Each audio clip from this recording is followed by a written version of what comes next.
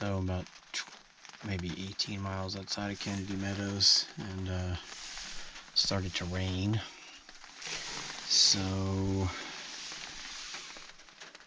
decided to stop at the water source right as it started. There's about half a dozen other hikers here. Didn't really have time to set up my tent, as most of them did. About half set up tents, half didn't. But I did find this old car. So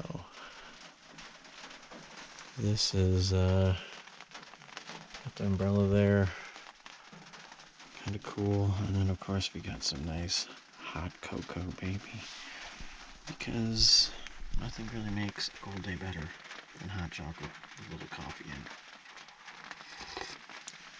Oh yeah, oh yeah. By the way, as far as hot chocolate goes, I highly recommend these Hershey's hot chocolate packs.